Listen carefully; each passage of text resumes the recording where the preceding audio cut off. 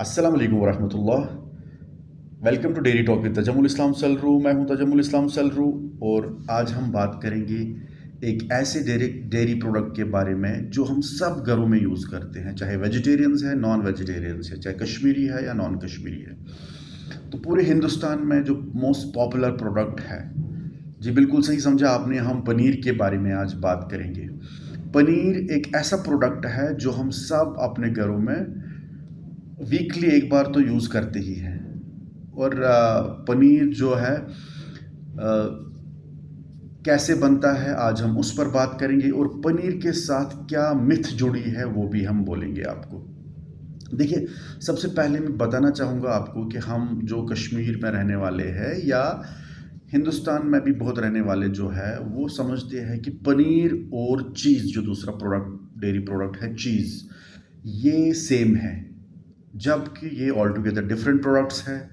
पनीर जो है उसमें वो नॉन फर्मेंटेड प्रोडक्ट है, उसमें कोई स्टार्टर कल्चर यूज़ नहीं होता है, उसमें कोई बेनिफिशियल बैक्टीरिया यूज़ नहीं होता है बनाने में, जबकि चीज़ में स्टार्टर कल्चर यूज़ होता है, एक बेनिफिशियल बैक्टीरिया यूज़ होता है। और पनीर जो है वो सीधे बनता है, उसको हम फ्रेश एसिड जब डालते हैं उसमें तो वो कॉगुलेट हो जाता है, जबकि कॉगुलेशन जो चीज़ में होती है वो स्टार्टर कल्चर से होती है। तो पहले हम पनीर पर आते हैं। पनीर एक ऐसा प्रोडक्ट है जो फ्रेश एसिड से बनता है, जैसे मैंने आपको बोला। लेकिन जब हम कमर्शियल लेवल की बात करेंगे कैसे बनता है पनीर, पहले हमें पता होना चाहिए कि डोमेस्टिक लेवल पर कैसे बनता है। और शायद सब लोग जो है मैक्सिमम पॉपुलेशन जो है इंडिया की, पनीर कभी न कभी बनाया होगा घरों में। तो हम भी आए दिन मुझे लगता है पनीर घर में बनाते हैं। तो सिमिलरली कमर्शियल लेवल पर कैसे बनता है, कमर्शियल लेवल पर एक इक्विपमेंट चाहिए हमें। एक इक्विपमेंट नहीं, we need a line of equipments जिससे ये ऑटोमेटिकली और हाइजीनिकली ये पनीर तैयार हो। देखिए, अगर हम यहाँ के मिल्क प्रोसेसिंग प्लांट्स की बात करेंगे कश्मीर के, तो ऑलमोस्ट सब मिल्क प्रोसेसिंग प्लांट्स में एक एडिशनल लाइन पनीर की लगी हुई है। और जैसे कि मैंने आपको पिछले एपिसोड्स में भी बोला कि there are other than milk processing plants, there are paneer manufacturing plants only, जो कि मुझे लगता है 100 से ज़्यादा होंगे। तो पनीर कंजप्शन हमें इससे पता चलता है कि कितना ज़्यादा है। हम अपने कश्मीर की ही बात अगर करेंगे तो कितना ज़्यादा है। तो पनीर जो बनता है कमर्शियल लेवल पर, इसके लिए हमें एनर्जी चाहिए, इसके लिए पहले केटल चाहिए, इसके लिए हमें मोल्ड्स चाहिए, इसके लिए प्रेस चाहिए, इसके लिए पैकेजिंग चाहिए, इसके लिए वैक्यूम मशीन चाहिए, इसके लिए सीलिंग मशीन चाहिए। So these are the equipments जो मैं आपको धीरे धीरे प्रोसेस के साथ भी बताऊंगा कैसे यूज़ होते हैं। देखिए, सबसे पहले जो फ्रेश मिल्क हम लेते हैं उसको केटल में डालते हैं। केटल होती है एक वेसल जो कि या स्टीम पर चलती है या गैस पर चलती है। तो स्टीम के लिए बॉयलर होना चाहिए, गैस के लिए तो सीधा एलपीजी गैस सिलेंडर लगा दिया साइड में, तो चल गया हमारा काम। तो दोनों तरीक़ों से हम बना सकते हैं, but kettle is most important. Kettle में जब हम बॉईल करते हैं इस दूध को, ये ले जाते हैं हम इसका temperature up to 90 degrees, near to boiling. Boil नहीं करते हैं but it goes near to boiling. उसके बाद 90 डिग्रीज के बाद हम इसको थोड़ा सा लोअर डाउन करते हैं टेम्परेचर को टू 75 डिग्रीज, क्योंकि 70 टू 75 डिग्रीज पर ही हमें इसमें फ्रेश एसिड यूज़ करना है, चाहे लेमन जूस यूज़ करना है, चाहे सिट्रिक एसिड यूज़ करना है, चाहे विनेगर यूज़ करना है। यूजुअली हम कमर्शियल लेवल पर सिट्रिक एसिड ही यूज़ करते हैं। तो सिट्रिक एसिड जब हमने इसमें डाल दिया, देन ये जो है सिट्रिक एसिड से इसमें कोगुलेशन हो जाती है। जो इसका जो पनीर है वो अलग निकलता है, वे अलग निकलता है। जो ये पनीर है, जो ये कर्ड जिसको बोलते हैं या छेना बोलते हैं, उसको हम मसलिन क्लॉथ में डाल के उसको टाइट कर देते हैं। मसलिन क्लॉथ को मोल्ड में रख के, मोल्ड जो स्टेनलेस स्टील का होता है उसमें रख के मसलिन क्लॉथ को टाइट करके उसके ऊपर ढक्कन रख के उसके ऊपर या तो मैनुअल वज़न डालते हैं या ऑटोमेटिक प्रेस होता है जो कि इसका अप्रोप्रिएट वज़न उसको सेट करेंगे तो वो सेट हो जाएगा वो वज़न, चाहे 5 केजी फॉर 5 मिनट्स और 10 केजी फॉर 5 मिनट्स, व्हाटएवर जो भी प्रोसीजर है, जितना पानी हमें इसमें से ड्रेन आउट करना है। तो कुछ टाइम के बाद हमारा ब्लॉक रेडी हो गया, सॉलिडिफाई हो गया। जब ये ब्लॉक रेडी होता है तो हम इसमें से मसलिन क्लॉथ निकालते हैं, इसको एक अपनी साइज़ की ट्रे पर रख के इसको कोल्ड स्टोर में रख देते हैं ठंडा होने के लिए। ठंडा होने के लिए या उसको ऐसे ही बेसन्स में रखते हैं लूज़ मार्केट में देने के लिए, क्योंकि यहाँ पर जो हम देखते हैं कि या तो पैकेट्स में भी पनीर जाता है और लूज़ फॉर्म में भी जाता है। तो जब हम इसको कोल्ड स्टोर में रखते हैं, चाहे बेसन्स में रखते हैं या मोल्ड्स में रखते हैं, बेसन्स तो ऐसी चली जाती है मार्केट, और मोल्ड्स जो होते हैं वो कटिंग में जाती है, चाहे ऑटोमेटिक कटिंग हो या मैनुअल कटिंग में हो। तो वो भी स्टेनलेस स्टील टेबल होना चाहिए, स्टेनलेस स्टील इक्विपमेंट होना चाहिए, स्टेनलेस स्टील नाइफ होना चाहिए। तो कटिंग के बाद इसको चाहे वैक्यूम पैकिंग हो जाए या नॉर्मल पैकिंग हो जाए, सीलिंग होती है और मार्केट चला जाता है। सिमिलरली जो चीज़ है उसको हम करते हैं, उसका प्रोसेस जो है वो है, हम जब इसको पैस्चराइज करते हैं इसके दूध को, तो उसके बाद इसका टेम्परेचर जो लाते हैं हम 37 डिग्रीज़, क्योंकि 37 डिग्रीज़ पर ही इसकी कॉगुलेशन होती है। 37 डिग्रीज़ पर हम जब कॉगुलेंट ऐड करते हैं, साथ में रेनेट भी ऐड करते हैं, तो वेसल में ही ये कट हो जाता है पनीर। स्टर करते हैं, stirring is important, slow stirring.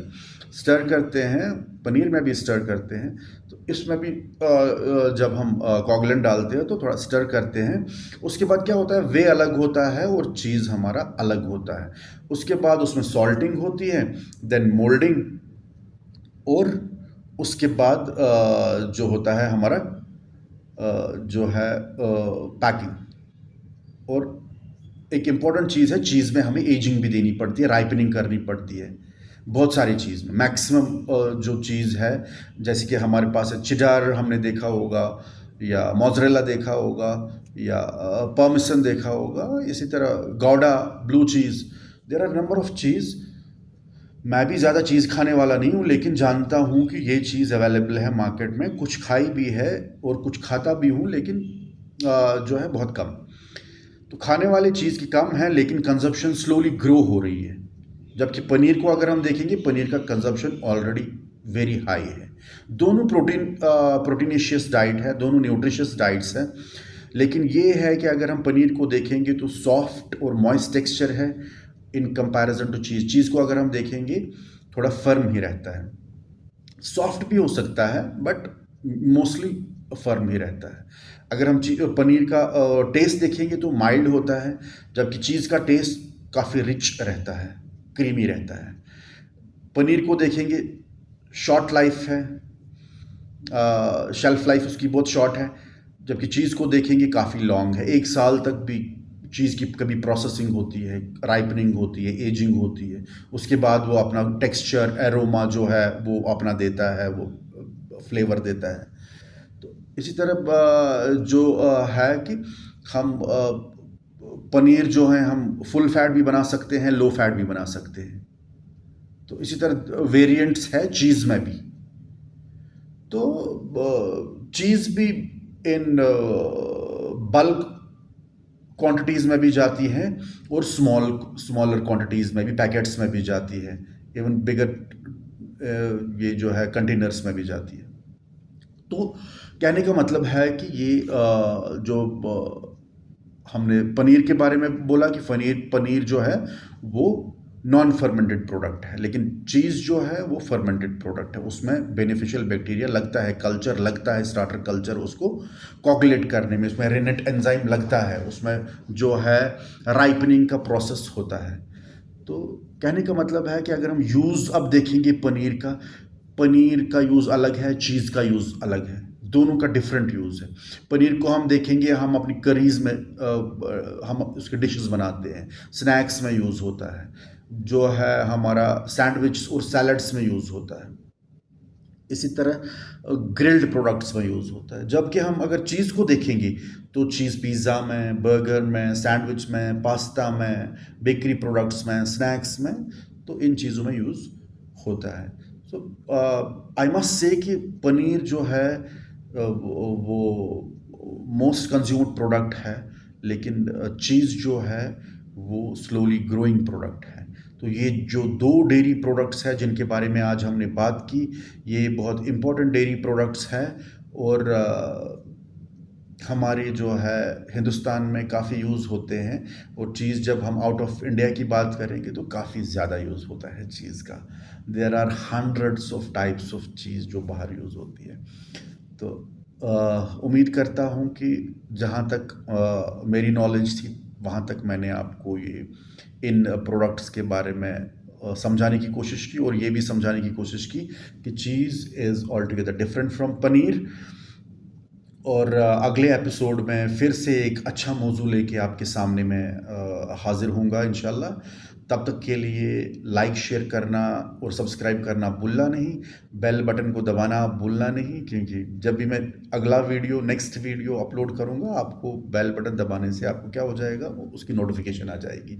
उम्मीद करता हूँ अगले एपिसोड में एक अच्छे प्रोडक्ट के साथ, अच्छी प्रोडक्ट की इन्फॉर्मेशन के साथ आपकी खिदमत में फिर से हाज़िर हो जाऊँगा। तब तक के लिए अल्लाह हाफ़िज़।